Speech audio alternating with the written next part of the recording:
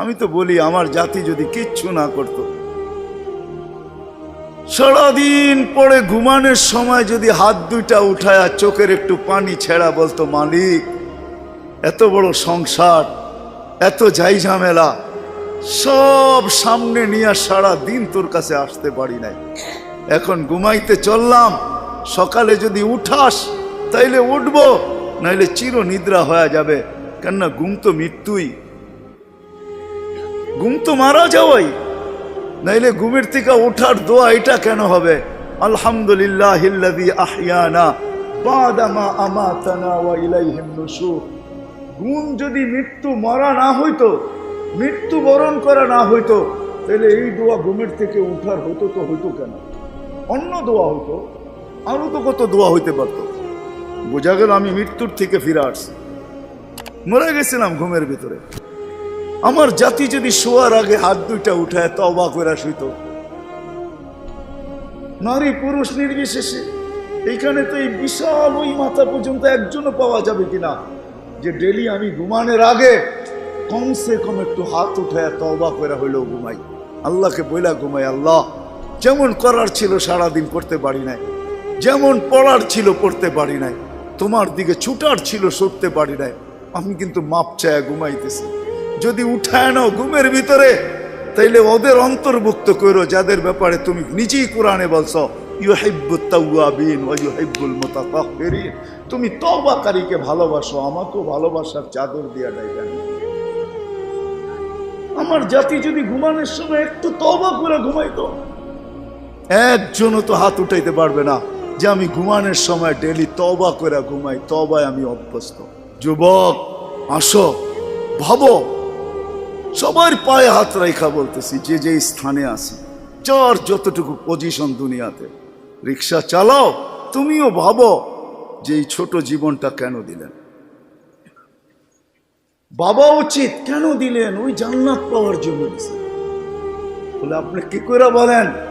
এই জন্যই বলি, কেন আমাদের যাত্রা জান্নাত থেকে, আমরা জান্নাতে যাব। আদম আলাইহিস সালাম জান্নাত থেকে যাত্রা শুরু করছেন, আবার উনি ফিরা জান্নাতেই যাবেন।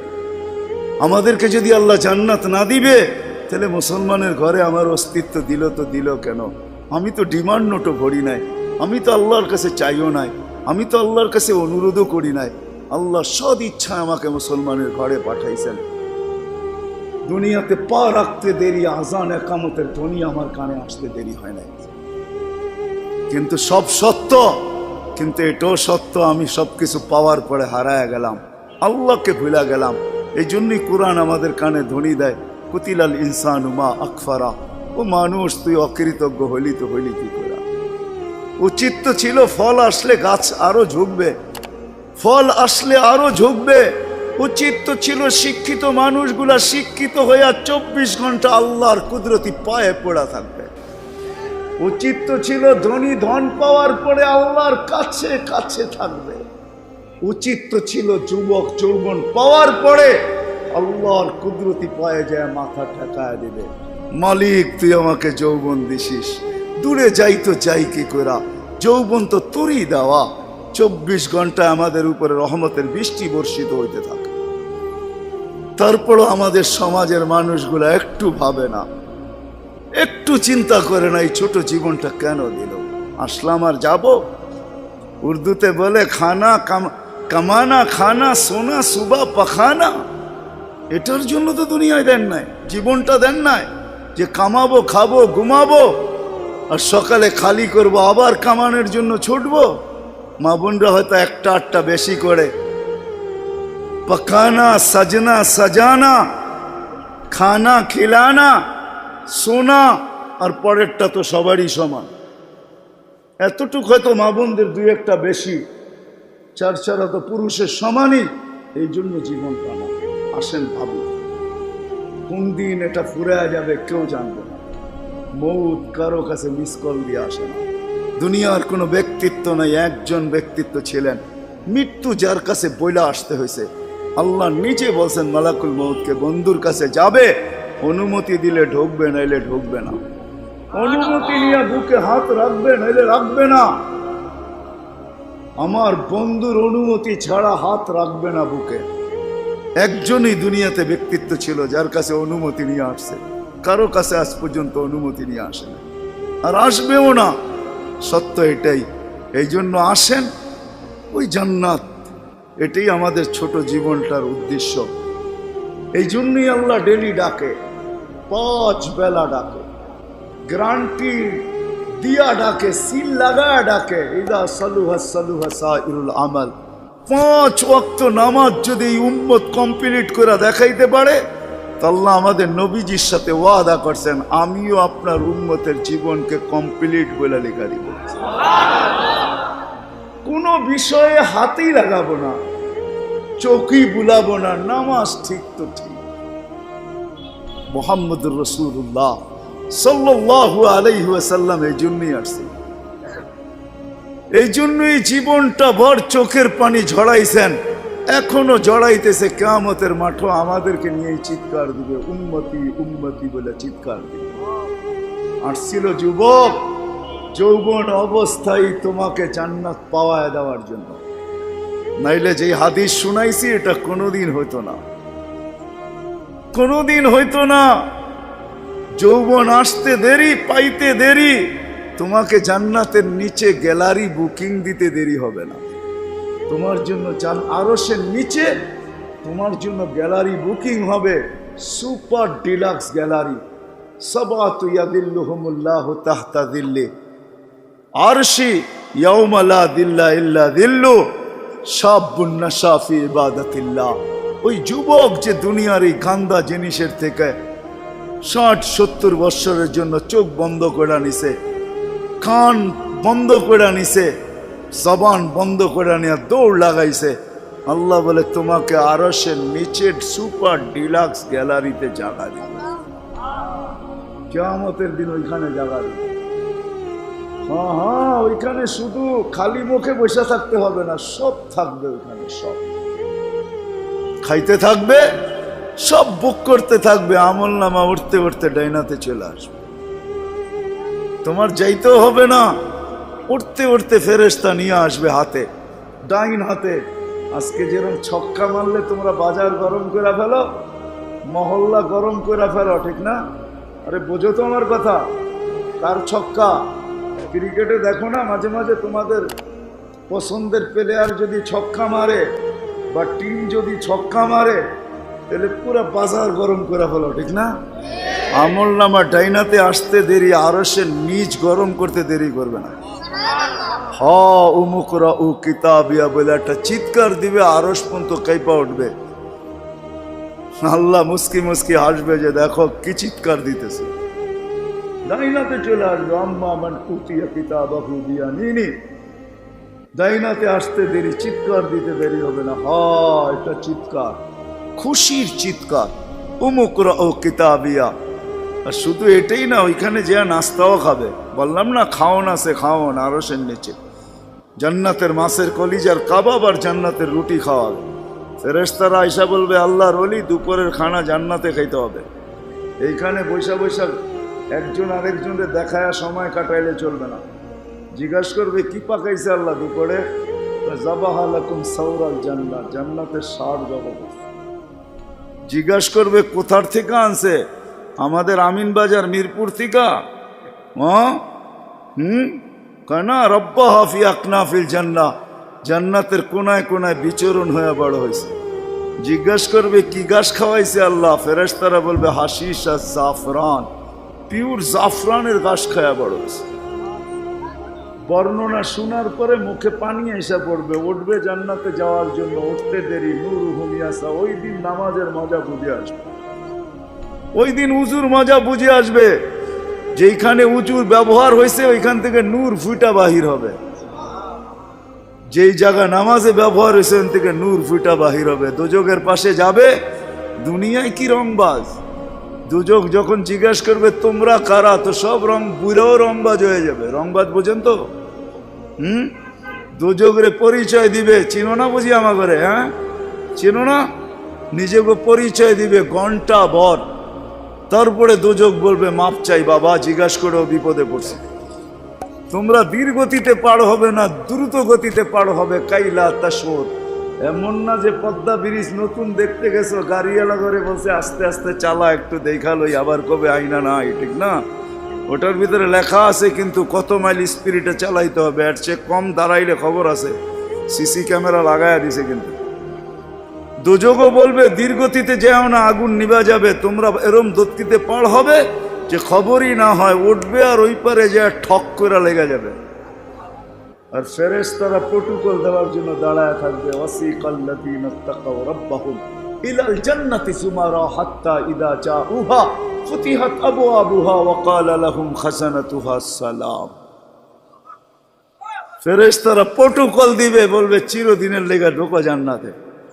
আমাদের নবীজি এটাও জানায়া দিয়েছেন এই উম্মতকে, শুধু আমাদের নবীজি আর এই উম্মতকে, যুবক তোমাদের জান্ডা কিন্তু হাসান হুসাইনের হাতে থাকবে। মজা অন্যরকম হবে। মা বোনদের জান্ডা ফাতেমা রাদিয়াল্লাহু তাআলা আনহার হাতে থাকবে।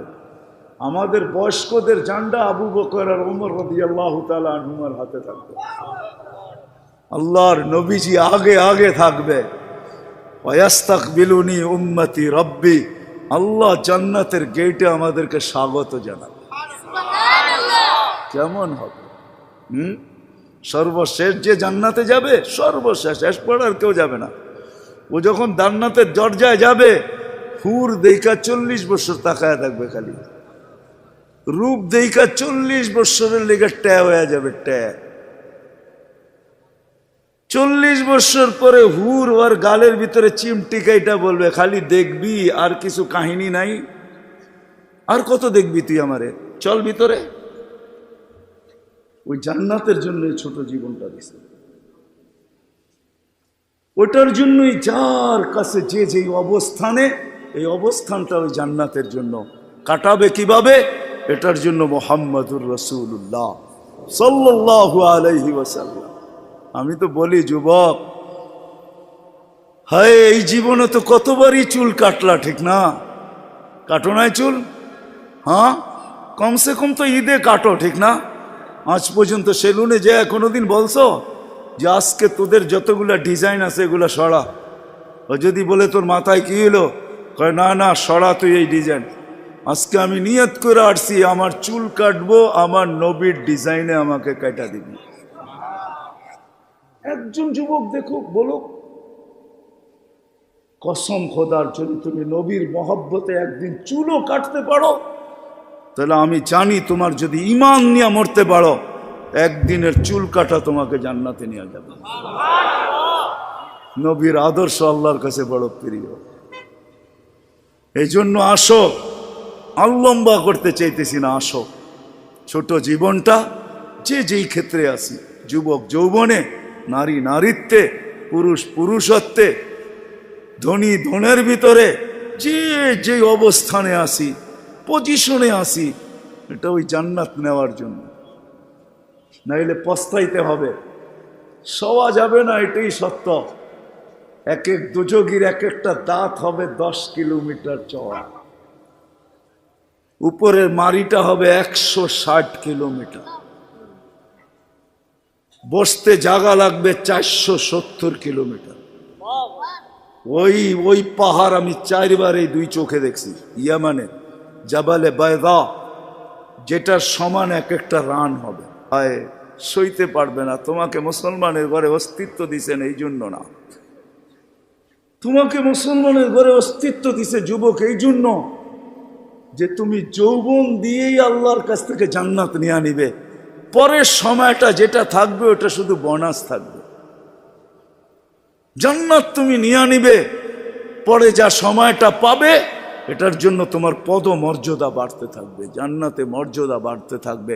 কিন্তু জান্নাতের প্লট তুমি যৌবন দিয়ে নিয়ে নিবে, এই জন্য তোমাকে যৌবন দিয়েছে। আসো আজকে সবাই মিলে অঙ্গীকার করি, বুলার রাস্তার থেকে ফিরে আসি আর ভাবি যে আমাকে কিন্তু জান্নাত নিয়ে যেতে হবে। ওইখানে কোনো পরিচয় চলবে না। যদি চলতো তাহলে একটা কথা বলেই শেষ করতেছি, দুনিয়ার কারো যদি নাও চলতো তাহলে আবু তালেবের জন্য চলতো পরিচয়। আবু তালেবের চলতো, যেই নবীর পিঠের ছোঁয়া পাইলে ভাগ্য খোলে, আল্লাহর রসুল খেজুর গাছে পিঠ লাগায় জুমার খুতবা পড়তেন। যেই দিন মেম্বরে উঠছেন, পা রাখছেন, খেজুর গাছ বাচ্চার মতো ফুফায় ফুফায় কাঁদতেছিল, বিলাপ করতেছিল, আমাকে বঞ্চিত করলেন কেন? পেটের ছোঁয়া দিতেছিলেন, ধন্য হইতেছিলাম, কেন বঞ্চিত করলেন? মেম্বরে কেন পা দিলেন? আল্লাহর রসুল সান্ত্বনা দিতে দিতে এই পর্যন্ত সান্ত্বনা দেওয়ার পরে কান্না থামছে যে তোকে আমি জান্নাতে নিয়ে যাব। দুনিয়াতে তুই খেজুর খাওয়াইতে পারিস না, তুই জান্নাতে খেজুর দিবি, আমি খাবো। ওই আবু তালেবই আল্লাহ রসুলের ছোঁয়ায় ধন্য হতো। 44 বৎসর চাচার সিনায় থাইকা বড় হয়েছেন। 44 বৎসর পর্যন্ত চাচার সিনায় ছিল। ও যুবক, আমি চুল কাটার কথা এই জন্য বলতেছিলাম। আনাস ইবনে মালিক রাদিয়াল্লাহু তাআলা আনহু বলেন, আল্লাহর রসুল আমার ঘরে আসছে, আমি দস্তরখান বিছায়া দিছি, খাইছেন, দস্তরখান দিয়ে হাত মুছছেন। ওই দিন থেকে নিয়ে আজ পর্যন্ত যতদিন বেঁচে থাকবো দস্তরখানকে পানি আর সাবান দিয়ে আমি পরিষ্কার করি না, আর করবো না। যখনই ময়লা হয় আমি আগুনে নিক্ষেপ করি, আগুন ময়লা খায়া ছাই করে ফেলে, আমাকে চকচকে দস্তরখান ফেরত দেয়। একটা সুতাও জ্বালানোর ক্ষমতা রাখে না। যেই রসুলের হাতের ছোঁয়া পাইলে দুনিয়ার আগুন, দুনিয়ার সুতা পড়তে পারে না। তুমি যদি ওই রসুলের স্টাইলে চুল কাটো তো দুজক তোমাকে ধরবে, তো ধরবে করতে পারে। আমার কাছে লজিক আছে, যুক্তি আছে। আসো, কোনো পরিচয় চলবে না, চলবে শুধু মুহাম্মদুর রাসূলুল্লাহ, তার আদর্শ চলবে। এই জন্য আসেন, ওয়াদা করি আজকের থেকে যে আমি আমার জীবনটাকে আল্লাহর রসুলের আদর্শে যে জায়গায় আছি, গরিব গুরবতের ভিতরে থেকে, হায় গরিব তো ভাবে দুনিয়াও পেলাম না, আমিও ভাবি গরিব দুনিয়াও পাইল না, আখেরাত যেন হাতছাড়া না হয়। কিয়ামতের মাঠের আধিপত্য গরিবদেরই থাকবে। একটাই সম্প্রদায় কিয়ামতের মাঠে যাদের হিসাব কিতাব হবে না, কানে কানে ফেরেশতা বলবে ইনতালিকু ইলাল জান্নাতি বিগাইরি হিসাব ওয়ালা কিতাব, তোমাদের হিসাবও নাই কিতাবও নাই, চলো জান্নাতে চলো। এই জন্যই আল্লাহ রসুল গরিবদের ভিতরে উঠতে চাইছেন। অহশুরনি ফি জুমরাতিল মাসাকিন, হিসাব কিতাব নাই। শুধু এইখানেই শেষ না, আল্লাহ বলবে তামাত্তাউ 500 আম হাত্তা ইয়াদখুলাল আগনিয়া, দুনিয়াওয়ালারা দুনিয়ায় ভোগ করছে 60-70 বৎসর, তোদেরকে দেখায় দেখায়, তোরা খাবি 500 বৎসর ওদেরকে দেখায় দেখায়। 500 বৎসর পরে ধনীদেরকে যেতে দিবে। এই পাশে বসায় রাখবে, বলে বসো আর দেখো ভিতরে কি করে। গরিব বড় বড় বার্গার লইব, 2 হাতে ধরে টানবো আর খাইব।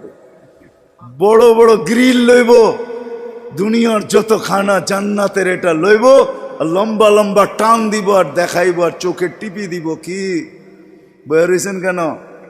ঠিক না? আমি তো মাঝে মাঝে বলি, হুজুররা কি বলবে জানি না, হুরেরও যদি আয়ে বলবো পরে অনেক সময় আছে তোর লোকে দেখা করার, যা এখন 500 বছর খাওয়ার অনুমতি দিছে, দুনিয়ার 60টা মিটায় লই, 500 বছর খায়া লই, পরে দেখা করবো বাগেন থেকে। হুরের কাছেও যাবে না। আল্লাহ ওই গরিবকেও ওই ক্ষেত্র দিছেন, ধনীর জন্যও দিছেন। ধনীর জন্য যে দেন না এমন না, তাহলে ফুসাইল ইবনে ইয়াজ রহমতুল্লাহ আলাইহি বলতেন না, আমাদের সমাজের বিত্তশালীরা যদি গরিবের বাড়িতে যায় আর যা তালাশ করে কার ঘরে কি পাক হইল কি হইল না, আল্লাহর রসুল বলে তুবাল আমির আলা বাবিল ফকির, এর চেয়ে উত্তম ধনী কেউ নাই যে গরিবের দরজায় যায় খটখটায়। ফুজাইল ইবনে ইয়াজ বলে তুমি 1 লোকমা ক্ষুধার্তের মুখে উঠায় দিবা, লোকমাতুন ফি বাতনিন যায় খায়রুম মিন বিনাই জামে, একজন আল্লাহর ঘর বানায় যা না পাবে, তুমি গরিবের ক্ষুধার্তের মুখে 1 লোকমা উঠায় দিয়ে এর চেয়ে বেশি সওয়াব পাবে। আল্লাহর ঘর বানাইলে জান্নাত পাওয়া যায়, গরিবের মুখে 1 লোকমা খানা উঠায় দিয়েও জান্নাত পাওয়া যায়। হাদিসে কুদসি আছে, আল্লাহ বলে আমি ক্ষুধার্ত ছিলাম, তুমি কেন খাওয়াইলে না? তো বান্দা বলবে আপনি, সুবহান, আপনি আবার ক্ষুধার্ত? তা আল্লাহ মানুষ সামনে নিয়ে আসবে, এ ক্ষুধার্ত ছিল, তোমার কাছে হাত পাচ্ছে, তুমি ধাক্কা দিয়া বাহির করে দিছ, একে খাওয়াইলে আমাকে খাওয়ানো হতো। জিজ্ঞেস করেন হাদিস আছে না নাই? আমি কাপড়হীন ছিলাম, তুমি কেন আমাকে কাপড় পরাইলে না? ধনীকেও ধন দিছেন এই জন্য, শিক্ষিতকেও শিক্ষা দিছেন এই জন্য। আসেন, অর্জন করব তো, শিখবো তো, পাক্কা ওয়াদা? নামান সর্বশেষ ওয়াদা, আজকের থেকে নামাজ ছাড়বো না।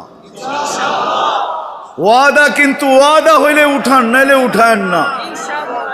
আজকের থেকে নামাজ কোনো মতে ছাড়বো না। আর সর্বশেষ কথা, আলেম ওলামাদের কাছ থেকে শিখ।